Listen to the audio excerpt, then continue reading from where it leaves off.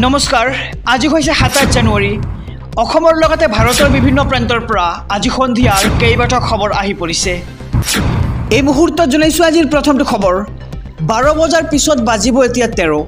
ভাৰতীয় সময় সলনি কৰিব মোদী চৰকাৰে এই মুহূৰ্তৰ খবৰ আমি জনাই যাম আমাৰ সমুদ্ৰকক জনাইছো খবৰটো যে এতিয়া 12 বজাৰ পিছত বাজিব 13 কাৰ্যকৰী কৰা হ'ব এক দেশ এক সময় এই মুহূৰ্তৰ খবৰ আমি জনাই যাম আমাৰ সমুদ্ৰকক যে আপোনাৰ ঘড়ী এতিয়া সলনি হ'ব সময়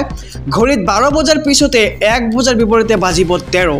আৰু দেশবাসীয়ে গণনা কৰিব লাগিব এতিয়া 24 ঘণ্টা সময় শীঘ্ৰেই দেশত প্ৰযোজ্য হ'ব এক ৰাষ্ট্ৰ এক সময় সকলো চৰকাৰী আৰু বাণিজ্যিক ক্ষেত্ৰত মানিব লাগিব এই নিয়ম ভাৰতীয় মানক সময়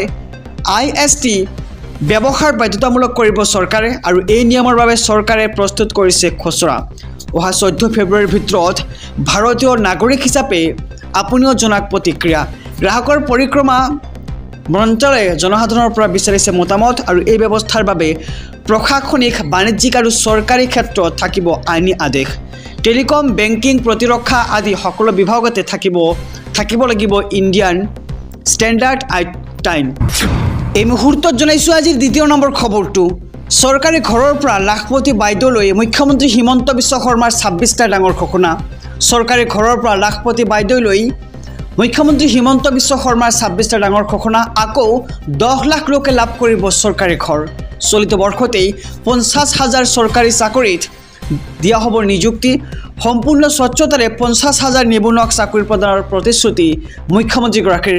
আৰু মিলিয়নাৰ বাইদেউ হিচাপে গঢ়ি তোলা হ'ব লাখপতি বাইদেউসকলক উদ্যমিতা আঁচনিৰ অধীনত মহিলাসকলে লাভ কৰিব 10,000 কোটি টকা 39 লাখ মহিলাই লাভ কৰিব লাখপতি বাইদেউ আঁচনিৰ ধন আৰু নিবনুৱা যুৱক যুৱতীসকলৰ বাবেও মুখ্যমন্ত্ৰীয়ে দিলে ভাল খবৰ খবৰটো হৈছে যে ৭৫,000 নিবনুৱাই নতুনকৈ লাভ কৰিব 2 লাখ টকাকৈ আৰু ষ্টাৰ্ট আপৰ বাবে ৰাজ্যত সৃষ্টি কৰা হ'ব নতুন বিভাগ 50% পেঞ্চন আৰু চৰকাৰী চাকৰি কৰ্মচাৰীসকলে পেঞ্চনক লৈ ডাঙৰ ঘোষণা কৰে মুখ্যমন্ত্ৰী ডক্টৰ হিমন্ত বিশ্ব শৰ্মাই আৰু লাখ লাখ চৰকাৰী কৰ্মচাৰীক সুখবৰ দিলে মুখ্যমন্ত্ৰীয়ে অহা 1 এপ্ৰিলৰ পৰা সামৰণি পৰিব নিউ পেঞ্চন স্কিম আৰু NPSৰ সলনি আৰম্ভ কৰা হ'ব ইউনাইটেড পেঞ্চন স্কিম আৰু 25 বছৰ কাম কৰা চৰকাৰী কৰ্মচাৰীয়ে লাভ কৰিব 50% পেঞ্চন লগতে লাভ কৰিব 50% DA আৰু অসমৰ 25,000 নামঘৰ উপাসনাস্থলী 3 লাখ কোটি টকা ঘোষণা কৰে মুখ্যমন্ত্ৰীগৰাকী আৰু এপ্ৰিল প্ৰতি মাহে উদাসীন ভকতসকলে লাভ কৰিব 1500 কোটি টকা আৰু ডিব্ৰুগড় জিলাৰ বাবেও গুৰুত্বপূৰ্ণ ঘোষণা কৰে মুখ্যমন্ত্ৰীগৰাকীয়ে যেহেতু আৰু গণৰাজ্য দিৱসৰ দিনা মুখ্যমন্ত্ৰীয়ে ডিব্ৰুগড়ত পতাকা উত্তোলন কৰিছে আৰু ডিব্ৰুগড়তে কেইবাটা ঘোষণা কৰা হৈছে 2027 চনৰ পৰা ডিব্ৰুগড়ত অসম বিধানসভাৰ একখনকৈ অধিৱেশন অনুষ্ঠিত হ'ব আৰু অহা বছৰ ডিব্ৰুগড়ত অসম বিধানসভাৰ স্থায়ী ভৱন নিৰ্মাণৰ কাম আৰম্ভ কৰা হ'ব গণৰাজ্য দিৱসত ডিব্ৰুগড়ত পতাকা উত্তোলন কৰি মুখ্যমন্ত্ৰীৰ এই ডাঙৰ মন্তব্য আহিছে পৰৱৰ্তী খবৰৰ মাজলৈ মহিলাসকলৰ বাবে এটা ডাঙৰ খবৰ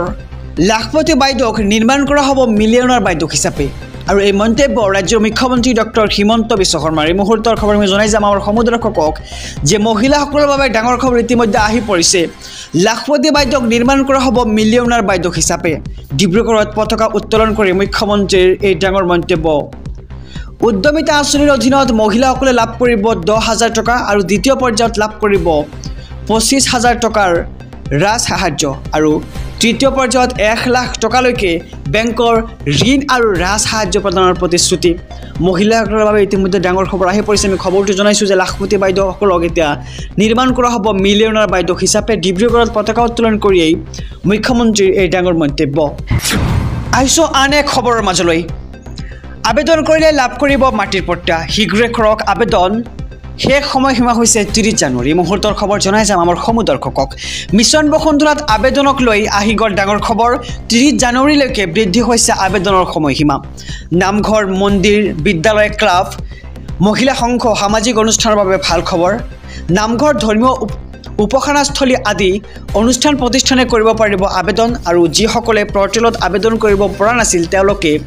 মেনুৱেলি কৰিব পাৰিব আবেদন মেনুৱেলি আবেদন কৰিলেও গ্ৰহণ কৰিব আবেদন পত্ৰ আৰু ৰাজ্যৰ সকলো অনুষ্ঠান প্ৰতিষ্ঠানে লাভ কৰিব ম্যাদী পট্টা পট্টা লাভৰ বাবে কেবিনেটে শিথিল কৰিলে বহু নিয়ম মাটিৰ পট্টাৰ বাবে শীঘ্ৰে কৰক আপুনি আবেদন মিছন বসুন্ধৰাত আবেদনক লৈ ডাঙৰ খবৰ ইতিমধ্যে আহি পৰিছে যে অন্তিম সময়সীমা হৈছে 30 জানুৱাৰী আপুনি 30 জানুৱাৰীৰ ভিতৰতে কৰিব লাগিব আবেদন